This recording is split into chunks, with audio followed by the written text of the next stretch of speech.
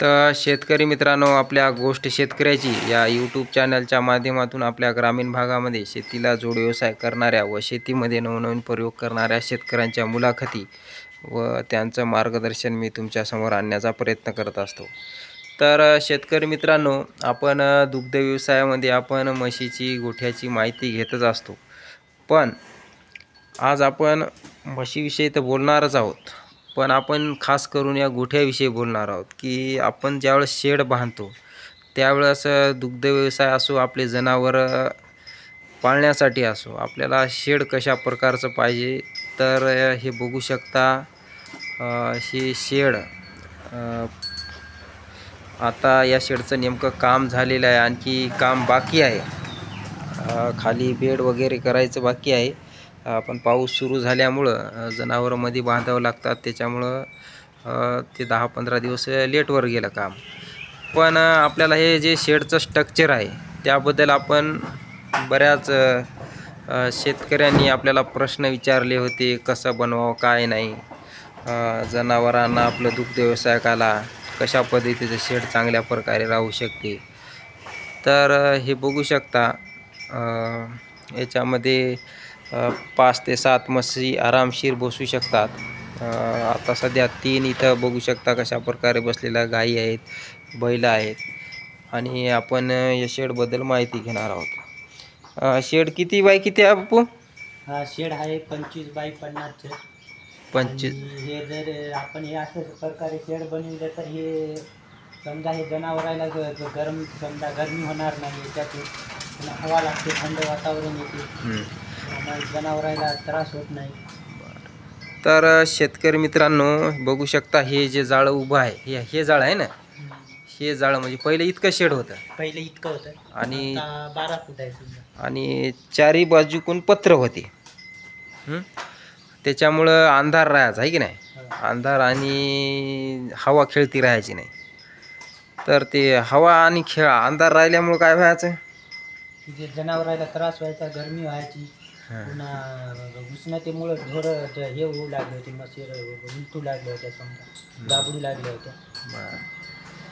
अशा प्रकारे शेड बनविले की जनावराला त्रास होऊन झाला, पुन्हा गरमी होणं बंद झाले. आणि बघू शकता शेतकरी मित्रांनो, कशा प्रकारे शेड बनवलेले आहे. जुने पत्र वापरले आणि जुने पत्र वापरून हे बघू शकता अशा प्रकारचे हे अँगल वापरलेले आहेत.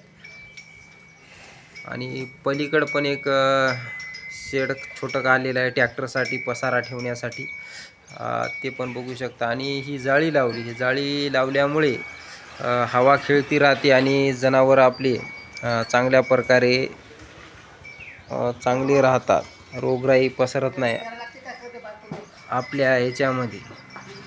तर हे बघू शकता, ही एक रूम काढलेली आहे. या रूममध्ये आपल्या शेतीचा पसारा, वरकट पसारा आणि जे आपले पंप, औषधं वगैरे.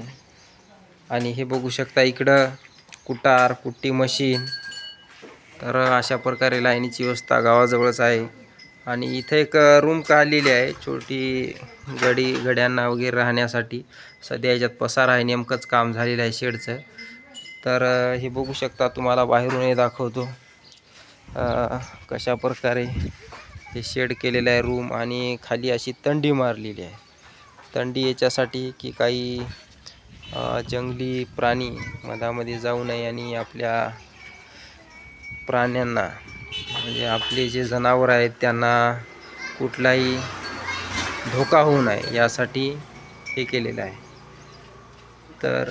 तर पहिले जुने पत्रक आहे आणि नवे पत्र याचं हे करून हे शेड बनवलेलं आहे. तरी जुने पत्र वगैरे असल्यामुळं याचा खर्च तरी 2-2.5 लाख रुपये खर्च आलेला आहे. आणि पहिले जुने पत्र, जुने काही अँगल होते, तर सर्व जर धरलं तर 4-5 लाख रुपयाच्या जवळ खर्च जाऊ शकतो नवा शेड करताना, कारण आणखीन खाली बेड पण राहिलेला आहे.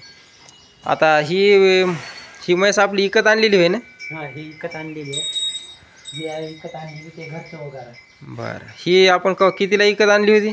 70ला आणली होती. 70ला. आता गाभण आहे की दूध देते? गाभण आहे, 3 महिन्याची दूध देते, 2 टाइम. 3 महिने गाभण असून 2 महिने 2 टाइम दूध देते आता. हो. किती किती देते? ती आता देते 3-3 लिटर देते. 3 लिटर. बरं. आणि ही म्हैस ती आता नेमकी आणली होती पार्टी तेव्हा. ती आता गाभण आहे. आता समजा विकते समजा ती गॅरंटी देईल की त्यानं 5-5 देईल. 5-5 देईल म्हणून, आहे की नाही? हां झापर आहे. जाप कितीला आणली? ती आणली होती पार्टी आणली होती 30,000. पार्टी, आहे की नाही? आणि ते आपलं घरचंच वघारू ते पलीकडे. घरचंच आहे. बरं. तर आता ही बघू शकता पार्टी वगैरे घेतली होती आणि गाभण घातली. आता इथे आहे ना, महिन्यानं इथे. हो. तर बघू शकता कशा प्रकारे. आणि शेतकरी मित्रांनो, आता ही 3-3 लिटर देते. हिचं दूध आपण डेअरीला देतो ना. हो. डेअरीचा हप्ता काय येते? डेअरीचा हप्ता येते समजा 2,500 रुपये येते खाऊन पिऊन. 1 लिटर घरात जाते खाऊन. बरं. आणि हे हप्ता 2 ढेप ढेप तिला सध्या खाली नाही समजा तिथं पितत आहे घरचं गव्हाचं ते डाळ. बरं बरं. आपल्या गावरान पद्धती आहे की नाही खर्च. बघू शकता शेतकरी मित्रांनो, चांगल्या पद्धतीनं कुट्टी आहे, जे चाऱ्याचं नियोजन आहे चांगल्या प्रकारे बघू शकतात. आता हे चारा आणलेला आहे किंवा कुट्टी केलेली आहे. हे बघू शकता बैलजोड हे कितीला आणला? हे बैलजोड आणला होता 90 समजा 1 लाखाला. हां हां. आता विकायचा काय? हां इकायचं. बरं. तर बघू शकता शेतकरी मित्रांनो, हे बैलजोड पण विक्रीला आहे. तुम्हाला याचा माहिती देणारच आहे मी. तर आता ही जी आपली म्हैस आहे, तर बघू शकता शेतकरी मित्रांनो, ही अशा प्रकारे मलमूत्र जाण्यासाठी नाली आणि कोबा पण करायचा आहे. तर तर कोबा झाल्यानंतर आपण सविस्तरपणे एक व्हिडिओ बनवणारच आहोत. तर त्या पहिले हे आपल्याला शेड कसं वाटलं आणि नियोजन कसं आहे हे तुम्ही नक्की सांगू शकता. आणि आपल्या चॅनलवर नवीन असाल तर चॅनलला सबस्क्राईब, व्हिडिओला लाईक करा. जय जवान, जय किसान.